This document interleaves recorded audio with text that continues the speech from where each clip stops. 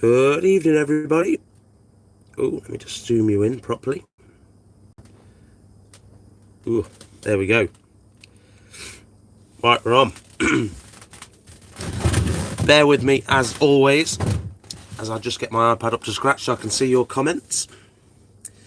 Obviously, tonight is a bit of a play, having the new Bachmann Class 90 in. I've been to my local model shop. I was going to say, there's quite an irony to me being late tonight, because this loco in itself is 5 years late, believe it or not. And then the official launch date was 5 days ago, and it only arrived in my local shop today. So hopefully it's something we're going to see the last of, but I doubt it. Good evening, everyone. I'm just catching up with my comments. My iPad just going on. I'll have to apologise now, because if I'm sniffing, it's because I'm on the back end of a cold.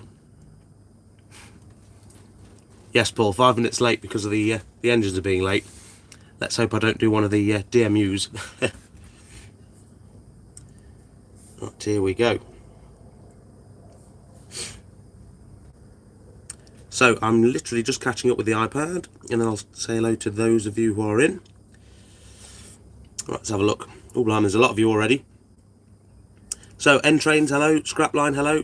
Southern Transporter, hello. All Productions, or Al Productions. Waybourne Junction, Cheetham Parkway, Vincent, Michael, Owen, hello. Someone called Some Person. It's a good name. Makes me seem really rude, that. Some Person said hi. Is my audio alright? Apart from me sounding husky. I'll wait for my comments to catch up. Alex says perfect. There we go. Right, so here is the new Bachmann Class 90 in all its glory. From left to right, we've got the Intercity Swallow livery on the left-hand side. The Financial Times, if I just pan you over. I'll do it nice and slowly, so the internet can catch up. That's going to be a favourite. Then you've got the one I've actually purchased for the layout, the Freightliner 1, Power Hall in the middle. And then I'm no doubt will be a favourite to some of you, the BR Rail Freight Distribution. So, which one's your favourite? Let me catch up with the comments.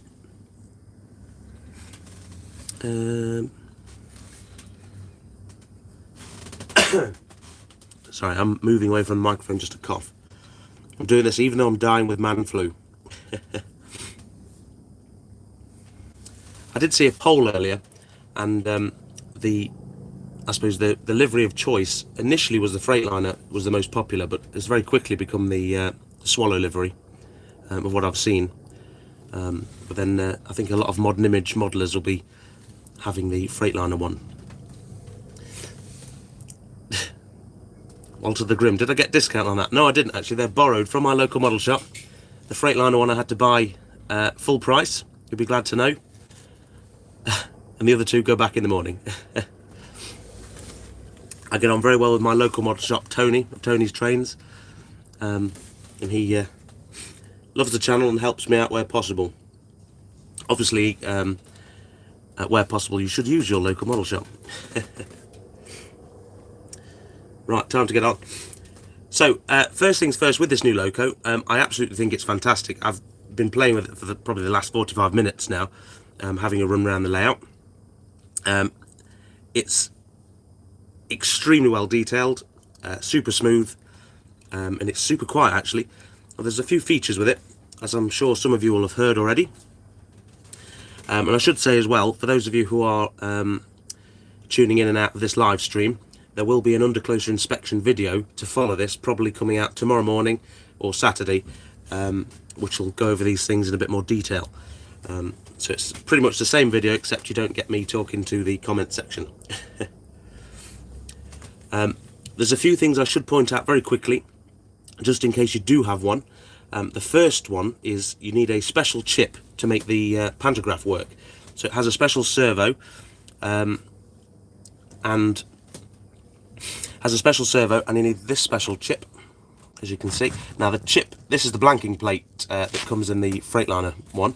I've actually put it in already, and that's in the loco. Now some people will say it's a bit of a tax from Bachmann, because you have to pay the 30 odd pounds for that chip and you can't use any others, otherwise you risk damaging the servo. So is it or isn't it? I don't particularly mind it. I'm being persuaded more and more to have better chips because I don't half go through the cheaper ones, so it's not too bad, but I can see what Bachmann are doing with it. Now the second point I need to make before we get on with the general conversation is the pantograph itself does have a clip on it, and you have to unclip it before you plug the power into the track, otherwise you can risk damaging the servo motor or the pantograph itself. It's a tiny little clip, you'll just see it just in there.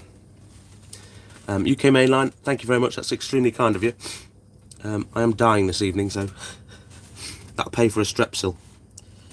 Very kind of you. And Anthony, he's all the way in Germany today. He's gone on holiday and he's still watching my videos. Loser. No, not really, not really. I'll just swap with you straight away, Anthony. Right, let's just have a quick look over the comments.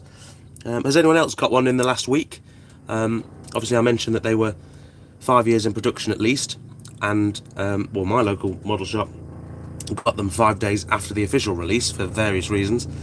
I think various other prominent YouTubers have only just got theirs today as well. Hi Anthony, how are we doing? So there's definitely been some form of delay. Of what I've had to play with them so far, it's an absolutely solid model. It's just carrying up. Let's have a look.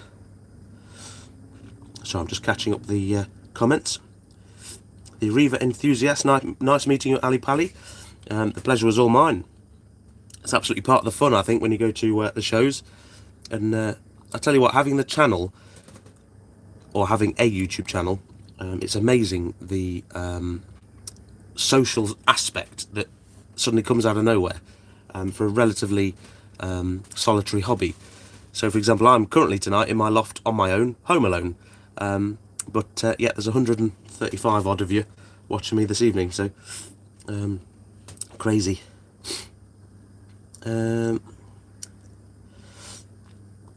Cheeky Tech, hello, good evening Gary, how are we doing? Right, sorry, yeah, get onto the loco. It does have front and back lights, the Freightliner model.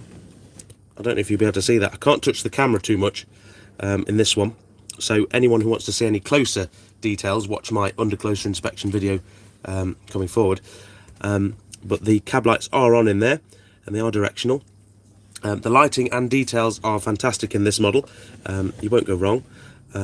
Now the best bit, which I know you're all waiting for, is seeing this work. It's you get all the instructions. You get so much paperwork in Bachmann models, which is fine. User manuals, etc. But the thing you really want to see is the pantograph going upside down. Up and down, I should say. So if I just select that now, you're ready. It's now happy to see you. Hopefully that came through on camera on the internet, going live. I haven't tried it, or I haven't dared try it, going around my layout, because obviously I have cantinery on the other side of the layout. With the pantograph down, it did catch my cantinery, but I use the dapole stuff, which does tend to hang down. But absolutely solid model. So I'll put it down for you. There you go. It does come with couplings fitted as standard, but it does have the details if you wanted to swap them out. Also, the intercity livery and the rail freight liveried versions do have locking buffers, as they would have had with passenger sets, whereas the Freightliner model doesn't. Also, quite interestingly, with I should say, actually, well, Dean Park has actually just reminded me, I can't do this because I use a Hornby Select, but you can adjust how far up and down the pantograph goes with a special controller, a normal controller. If you adjust the CVs, and you can do that, and then you can get it to run under your cantinery with no bother, without it looking like it's flat on the layout. Whew, that was fun. Zing Ewan Model Railway, that's very kind of you. It's extremely kind of you. Love your videos, my best subscriber. I'm sure you've got lots of subscribers. Let's have a look at the comments. There's oddly quite a lot of you in. Gareth Waite, thank you very much, that's extremely kind of you. Love your videos of how-tos, under close inspection, keep up the great work. The Intercity is my favourite. Get well soon, fella. I am just milking it, it is just a runny nose. I quite like it, it makes me sound quite husky. But thank you very much, it's extremely kind of you. Right. Oh, Richard from St Michael's Hill is here. I've seen in the comments he came to visit a couple of weeks ago. Oh, I'm going to have to blow my nose in a minute. Shall I wipe my nose on my New Junction t-shirt?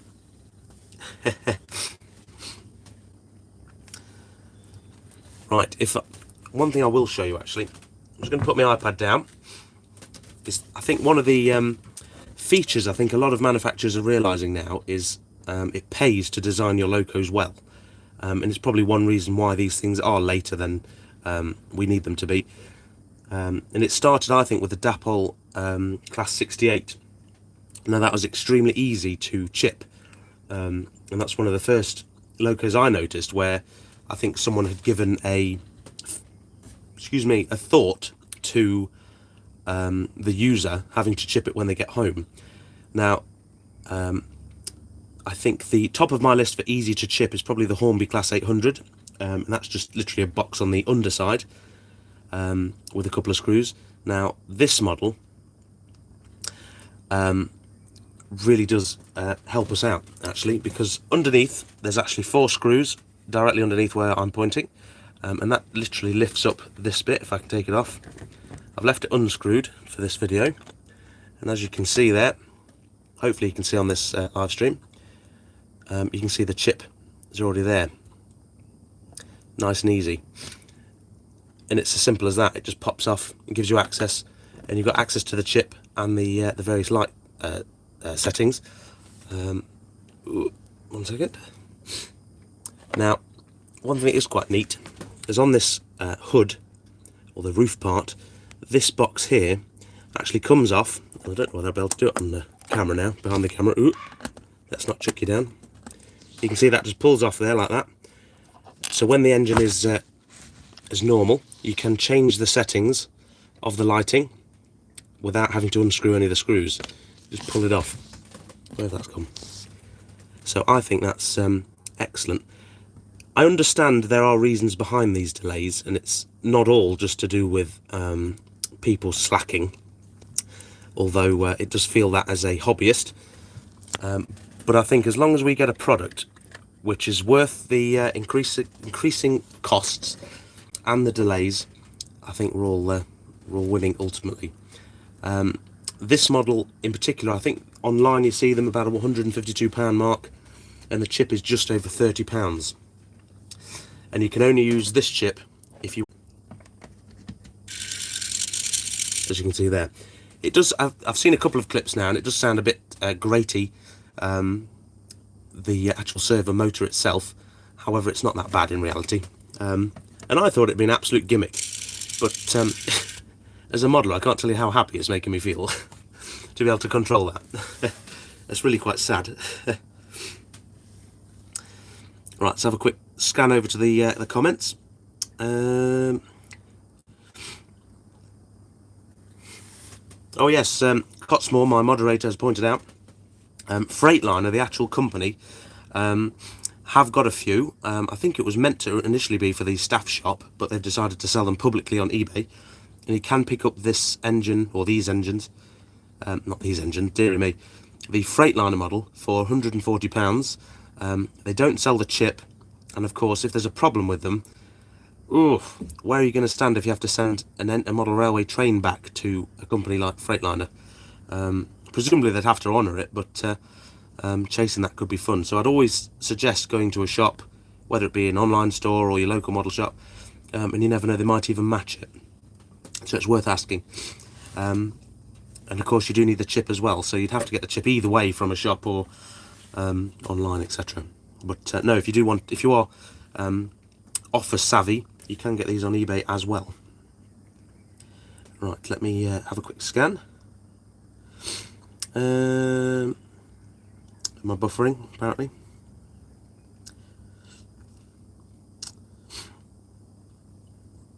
Oh yes, just before we went on air, David Watson of Dean Park Station, the one and only, he pointed out a flaw with the design of the loco. Now, I'm still in the honeymoon period where these models can do no wrong, and he pointed out that the models actually don't come with any windscreen wipers. Now, you may think, for such a small detail, why would they? But most models nowadays, I've just looked around my fleet, which is dotted around the layout, and they all have windscreen wipers, whether they're just a slight decor or not.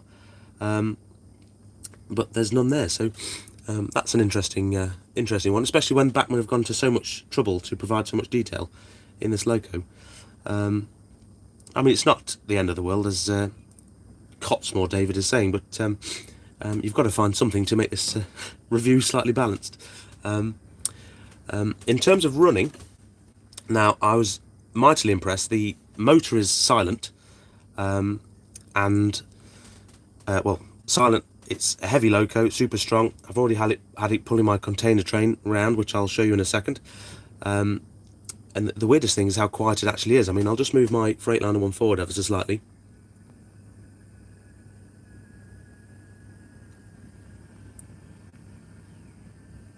Now, whether that comes through on camera or not, but it is deathly silent.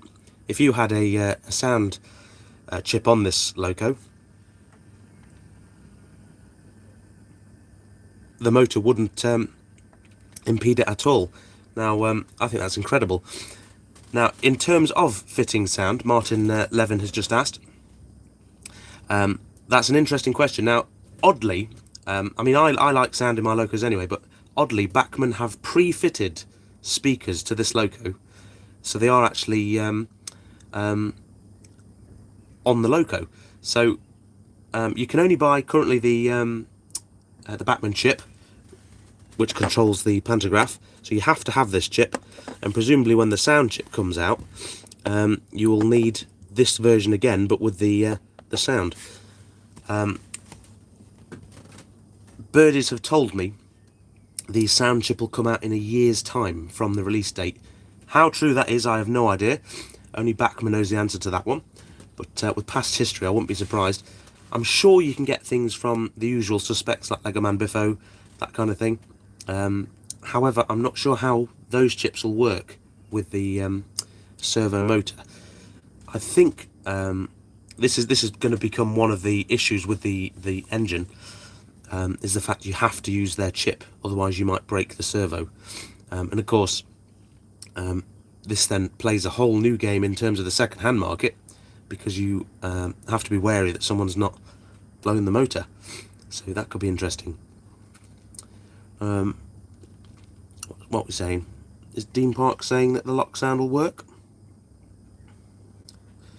I was having this conversation with my local just this afternoon, actually, David, and I think it all comes down to, are you brave enough to try it on your engine? Because ultimately, I suppose if you break it, because they've warned you, where would you stand with a warranty? But there you go. Good evening, Jason, how are we doing? Yes, I've got the lurgy tonight. Hunts Heath, where's the windscreen wipers? We were just talking about that.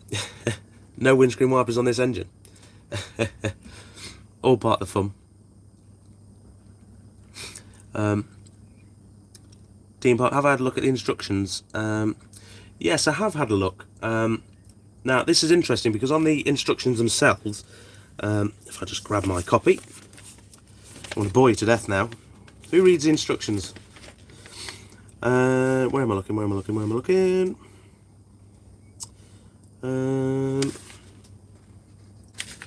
It might be on my other instructions. Let's It's not in the owner's information. This is a fun video, isn't it? Watching nothing while I read instructions. It does have two chips listed. Let's have a look. Get my other copy. Drum roll. Yes, it does say the Zimo chip. It gives 2 chips you can use, and the ESU Locksound 5 and 5 DCC decoders. Now, this is what I was talking to my local model shop about, who's loaned me the Swallow Livery and Rail Freight tonight. That he's been told you should only use or only sell this chip to go with it for now. Now, how true that is, I have no idea. I don't do CVs normally, so it's going to take a more knowledgeable modeler than me to answer that question, but he was saying it's not worth the risk. Alex Hill, thank you very much. The Graph Rail van. Sorry, I'm trying not to cough on you. Let's have a look at the comments quickly.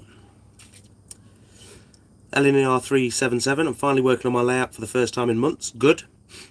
You're about to hit the warm weather, so that might stop you, especially if you're in a loft. David, real men don't need instructions. True story, but then they need wives to tell them how to do it. Dum dum dum. Lots of people. Hello, hello, hello. Right, just reading back through.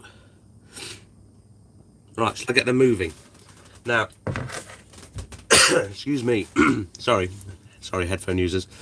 Now, a lot of you are going to shoot me now because I'm about to twin my Freightliner up with my Lesco container train, which is in the station over there. I won't show any more of the canopy because I'll give away the next video. So if I back up the Freightliner, shall we get it moving, and we'll get some moving shots. But I think in terms of this loco, what I've seen so far, let me just put the pantograph down. What I've seen so far of this loco, it's extremely smooth. Yeah. It's extremely smooth. It's extremely quiet. It's absolutely solid. It's that good. I actually want to buy another one, although it's just done what I was about to mention. The only fault I've seen, now obviously Dave Watson's found the no windscreen wipers. I found that unfortunately, like the 66 predecessor from Bachmann, it doesn't like cross points. So the Freightliner model in the background, if I move this one, has actually just stopped dead on these points. Now if I nudge it ever so slightly, it'll come straight back on. There we go. It's back on again. That's only at slow speed it does that, and I've noticed that's either way, either direction it does that, it just lightly gets stuck. So whether that's a pickup error, we will never know. But the old 66 model used to need a light modification. Oh, what have I done? I once said I'd never get container trains out on a live stream. I broke my own rule. What have I done?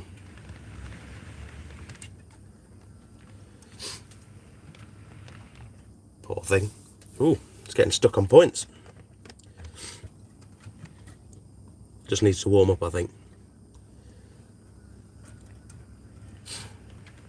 Poor thing. I don't want to tempt fate and say it's not my container train that's causing the problems, because it will be. Right, so while that's going round, I'll just shift you this way a bit so you can get a slightly better view. Oh, sorry. Just have to untangle myself. If I put that on there. Try not to electrocute myself. And that one, I'll put that on there actually, then you can see it better. That's got to be a favourite. I think if I was to ever change era that I model, I would go down to the intercity livery on everything. I think it's amazing, on the East Coast especially.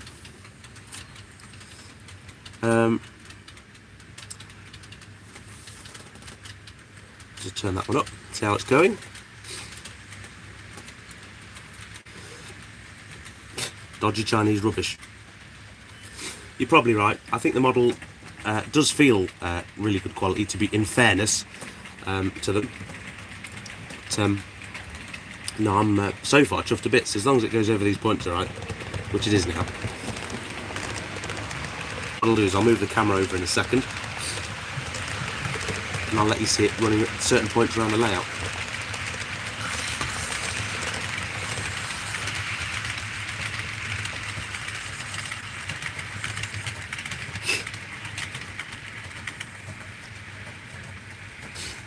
Right, and I would change the controller before era. Yes, a lot of people say that to me.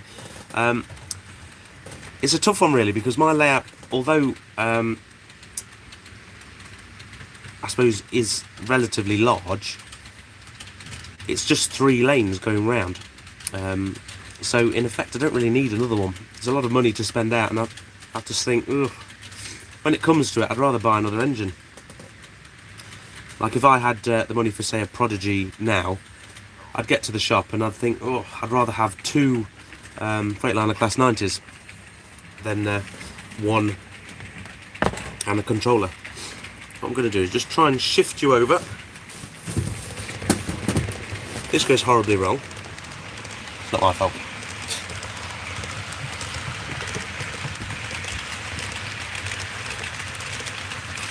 See if we can get a better view. Ooh. Coming through the station. I'm just going to go and cough. Sorry. As I said, for those who are waiting for a proper put together video, my under closer inspection video will be live either tomorrow or Saturday for those watching. Hopefully this is coming through okay. I try not to move the camera too much because obviously the internet, especially live, doesn't really like it. Right, let's just have a look at your comments. Has anyone else got one? Oh, Napton Hill has a very good suggestion. Are there any wipers in the packet? Now, that could be a very good answer. Let's have a look. Let's have a look. Let's have a look. Jason, I did see the West Hill Wagon Works competition. I actually won one last week, which is very odd. Now, the only issue I found with that, especially for a social media building exercise, is you already have to be a customer of them. So I can understand they're giving away a Class 90, but if you're giving away a 90 to the internet for people who've been to the shop, it's a bit of a shoot yourself in the foot kind of exercise, really. Nonetheless, very generous. I think they're probably on par with my my local, actually, in terms of distance. They're only just slightly north of me. Let's have a look. I'm looking in the bits box. So, as you see, you get the usual packet of stuff.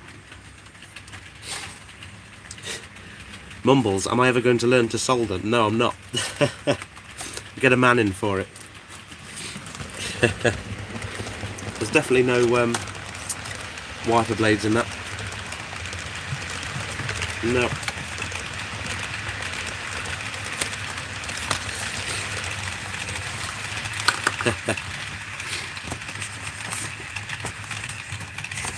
All the fun.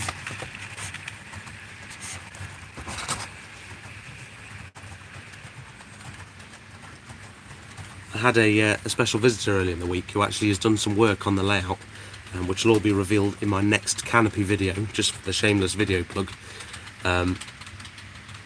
So you only need one guess to guess who it is. What I'm going to do is just switch you back over here to see the other 90s. Ooh, I'm just going to flip my iPad out of the way. Let's have a look, let's have a look.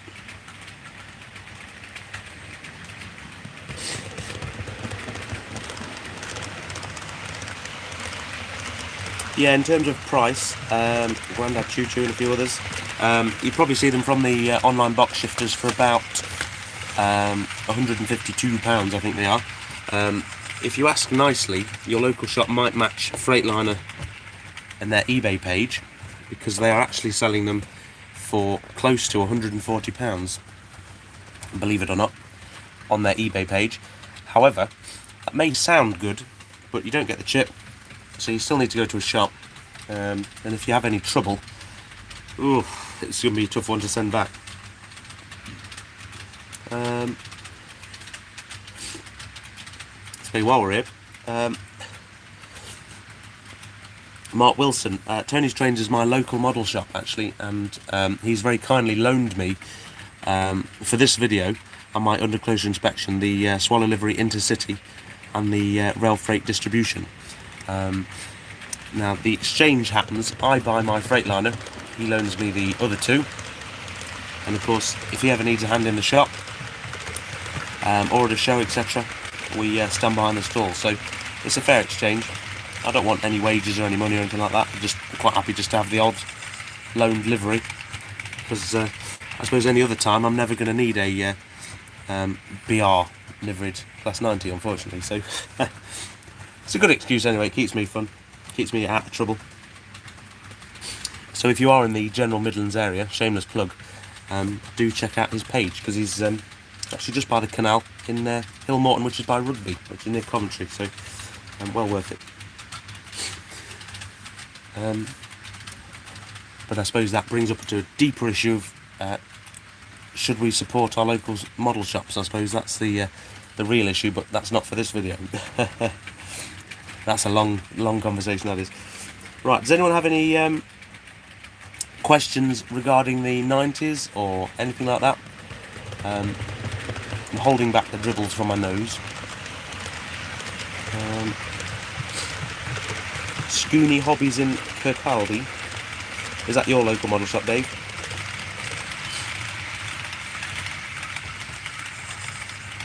Mark Wilson, Tony does sell second-hand stock. He has an entire room full of it.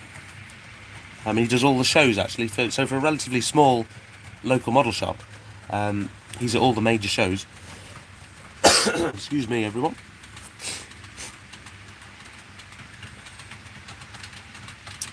Kev, I suppose let's try it again. It could just be my point work. But what I'll do is when the 90 comes back round, I'll slow it right down for you, and we'll have a look at the points. So if I move the camera ready, that's a double slip. It's going straight over them as we see them. Alex Hill, currently it's going to be my Lesco train, although I do need more containers. So I've got my Class 90 just coming up now. Let's see if it stops. See, at that speed, crawling, absolutely fine. Maybe it's warmed up. Maybe its Stay Alive is now charged, I don't know. What I'll do is I'll speed it back up, and when it goes back round again, I'll slow it down even more. The containers themselves, believe it or not, are Dapple containers, and you see a lot of them on the back of lorries. Mark Wilson, you in Hinckley? I live in Hinckley as well. Very small world. I think I'm losing a container.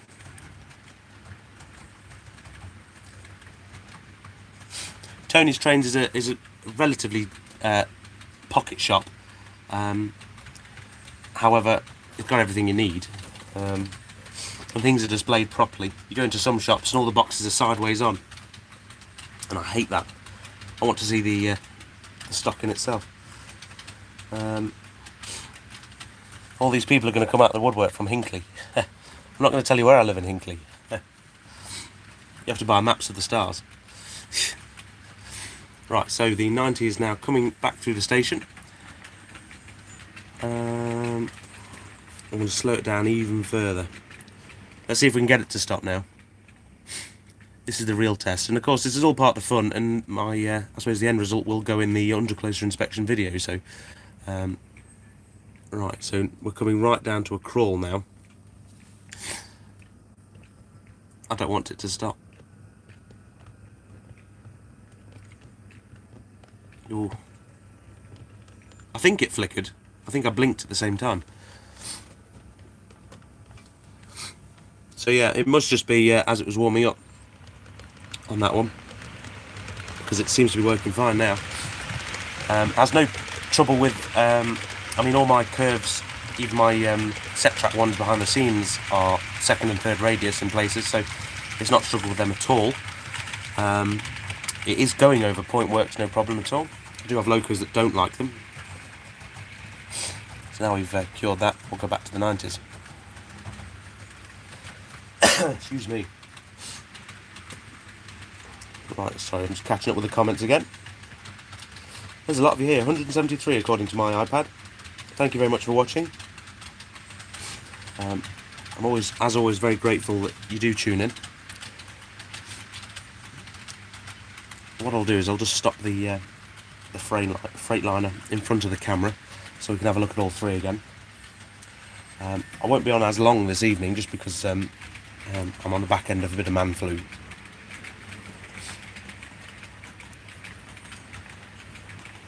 I say that, we're already at 40 minutes, so...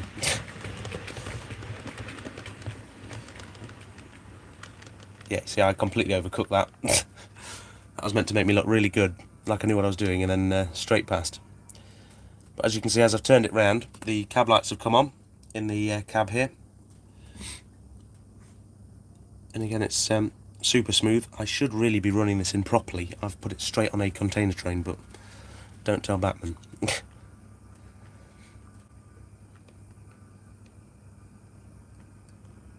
So just pull this back into position. There we go. Isn't that a handsome lineup?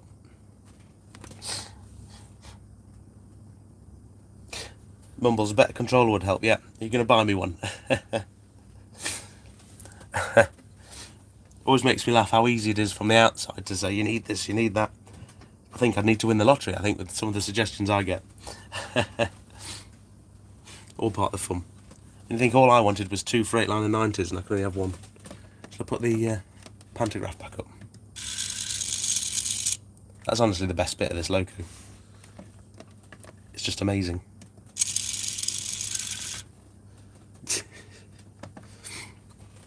Now, how much better would this be if you could buy the sound chip as it comes? Dave, did I notice the decoder setup for more realistic acceleration, deceleration than normal decoders? They have set it up perfectly. Yes, actually. It's extremely well done. I do think, for all their faults, and I think a big one, dare I say it, is communication. Bachmann do have the right people in the right place in some areas, and they still bring out absolute stonkers in terms of locos and rolling stock. I know sometimes they get criticised for being expensive, etc., but you do really get what you pay for. My only gripe is, for example, this loco is, say, several years late. If the prices are higher because we're paying for the delays, I don't find that acceptable, really. But if you're paying for, it's literally a quality item out of the box, then every time. Edward Smith, I had bacon sandwiches just before I came live. Mumbles, get Hattons to send you one to review. Funnily enough, I did have, I presume you mean controllers still. I was sent some controllers once. Hattons, bless them, they do have three members of staff now whose sole purpose is to deal with, as they would call it, an influencer. I hate that word, but I would just say 3 people who deal with YouTubers. And you'd be absolutely amazed by the amount of people they deal with. And their sole job is to talk to people like me, etc. Don't get me wrong, nothing's for free. If they were going to send me stuff for free, I'd be snapping their hand off. But I think they save that for bigger and better channels, to be honest. Let's have a look. Let's have a quick scan. Graham, they're about 150 quid. The chip is just over £30.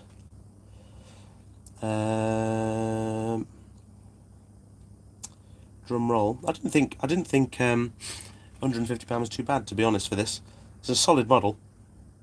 And in my under closer inspection video tomorrow, or Saturday, you will get, I suppose, better quality images and close-ups, etc. And you'll be able to see it a bit better for yourself, especially if you're on the fence. Let's have a look. Let's have a look. Scrolling through the comments. 170, blimey. David's got to go. Thank you very much, Dave. Always a pleasure to have you on board. James Cattell, are you going to weather the 90? Now, I've been looking at sample stock and what to run and what would be good. And I think they'd absolutely look stunning weathered. Whether I would do it personally, because I'm terrible at weathering, to be honest.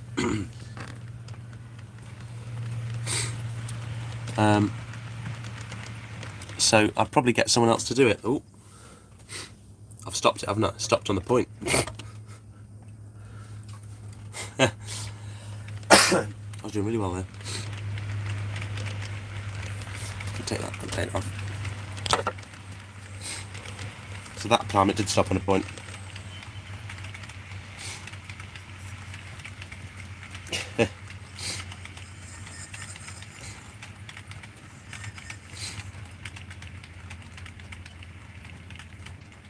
Yeah, I mean, I suppose people like Hattons do use people for advertising, and if it's free, fair enough. It's just about working together, really. There's never anything, or I suppose on this channel either, if something was terrible, I would be the first to tell you. I don't put up with stuff lightly. I mean, in my business, for example, I'm also in retail, and I own a specialist shop, and we have to work with influencers. Dare I say it, those influencers are much more influential than train influencers.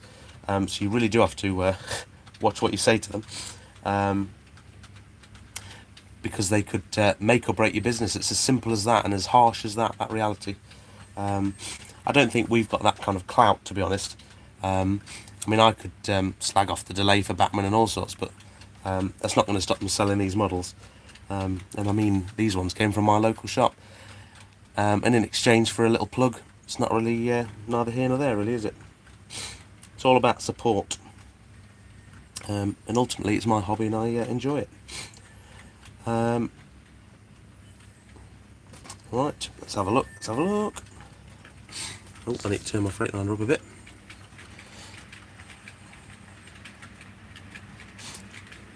Daniel Everett, get a 37. I have a few on this layout, actually. They're tucked behind the blue sky in the background.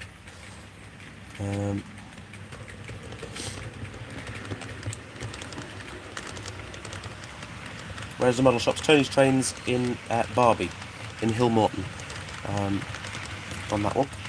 There will be some close-up photos, of course, going on the Facebook page, the New Junction one. They'll probably be tomorrow or Saturday. And of course the under closer inspection video, which will be a bit more than just me sat here sniffling while you're looking at a live stream video. Right, what I'm going to do, I'm going to shift the camera over as we're into the death throes of the live stream, and I'm going to try and set you up a bit further round. I'm going to speed up the engine. I'm going to see if we can get a better shot of it. Right, so I don't know how this is going to go. I'm just clipping myself to the microphone. It's always going to go one way or the other. Sorry if it's a bit roughly. Now we will lose focus ever so slightly, I imagine, as we come back out. Excuse me, sorry. Earphone users just killed them. Finn, do you prefer making or running my layout? Now, interestingly, I love running my trains, and I love just playing trains, as it were, because that's what the hobby's about. And I love also having a go and making a mess of projects as I have a go with them and try them. Oh look, it's a 37. But I think the film I most hate making is a running session. I hate it with a passion.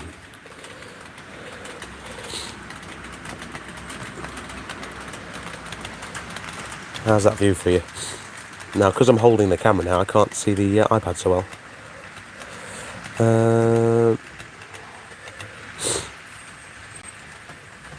Yeah, I hate the term influencer. I'm just a random bloke who's having a playing in his loft. And because I avoid the stresses of my life by making these videos, Josh the train guy, I really do need some 50s. I borrowed one from the scrap line, and I think they're amazing. What ballast do I use for my layout? Now, believe it or not, this is all Wood & Scenics ballast. It's really good. The station side, my sidings, I'm using the Hatton stuff, non-sponsored. But in reality, I think the Wood & Scenics one is coconut shell, did I read? And it's clean, whereas the Hatton's one is real stone. It's very dusty, so you can have to wash. I didn't wash it, but some people do have to wash it. But, there we go.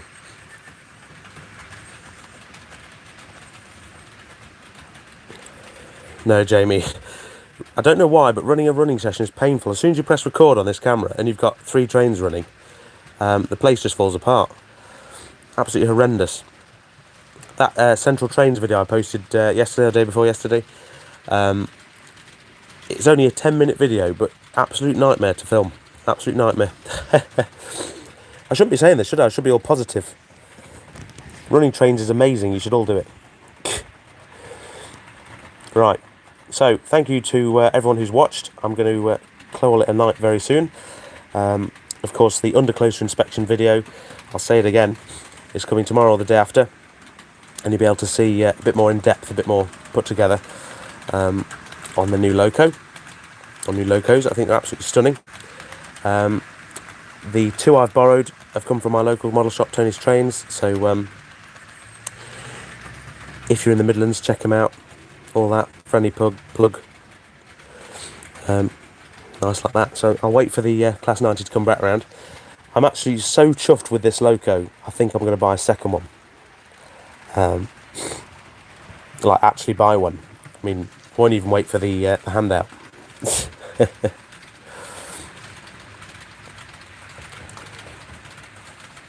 Here it comes.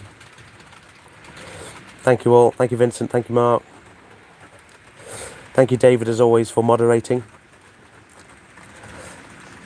And thank you all for watching. And hopefully I'll see you very soon on the next one. But until then, hopefully I can get this right. Look at that.